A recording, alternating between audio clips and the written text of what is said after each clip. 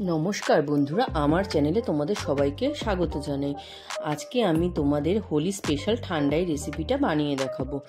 এটা এখানে বানানোর জন্য দেখো, প্রথমে আমি একটা মিক্সিং জারে সব নিয়ে নেব। প্রথমে আমি যা যা মশলা লাগে সেগুলো নিয়ে নিচ্ছি। প্রথমে আমি এখানে নিয়ে নিয়েছি হচ্ছে দেখো মৌরিটা কিন্তু এর একটা অন্যতম উপাদান, এটা অবশ্যই লাগবে।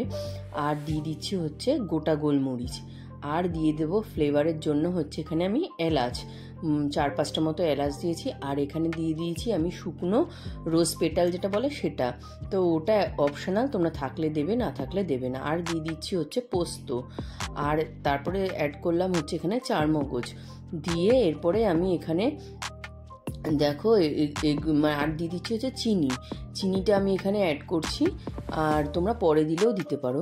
আর এখানে দিয়ে দিচ্ছি এবার ড্রাই ফ্রুটগুলো। প্রথমে আমি এখানে দিয়ে দিলাম পেস্তা, তারপরে দিয়ে দিলাম হচ্ছে কাজু, আর লাস্টে দিয়ে দিচ্ছি হচ্ছে আমন্ড। এখানে এগুলোর কিন্তু কোনো রেশিওর ব্যাপার নেই, তোমরা যেটা যেরকম ইচ্ছা দিতে পারো, আর সেই পরিমাণেই তোমরা মশলাটা দেবে।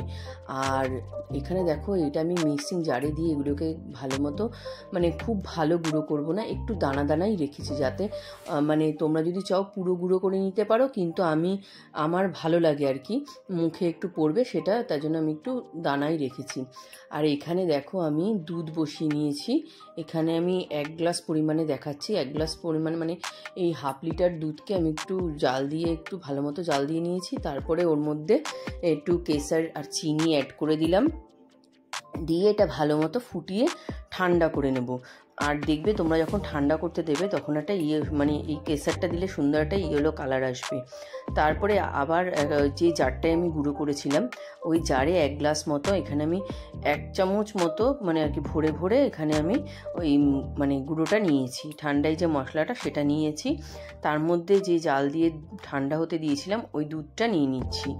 হ্যাঁ, নিয়ে এখানে এটা আমি কি করব, মিক্সিতে একটু ব্লেন্ড করে নেব।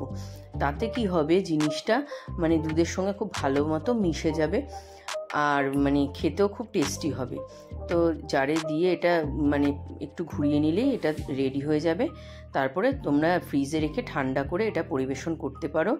আর এটা গার্নিশের জন্য আমি একটু ওই মানে দেখো এখানে ঢেলে আমি এই তোমার যে রোজ পেটালসটা দিয়েছিলাম ওটাই একটু রেখে দেবো, আর একটু কেসার আর ওই ঠান্ডাই মশলা দিয়ে দেবো। আর আমার রেসিপিটা কিন্তু মোটামুটি হয়ে গেছে। ভালো লাগলে তোমরা অবশ্যই লাইক করো, শেয়ার করো, আর আমার চ্যানেলটা সাবস্ক্রাইব করো। আর সবাইকে তোমাদের হ্যাপি হোলি, তোমরা হোলি সবাই ভালো মতো কাটিও। তো এবার দেখো এরমভাবে আমি ডেকোরেশন করে এটা সার্ভ করবো। তো তোমরা এটা মানে ঘরে বানিয়ে খেতে পারো, এবং মশলাটা বানিয়ে তোমরা 1 মাস মতো ফ্রিজে এটা স্টোরও করে রাখতে পারো।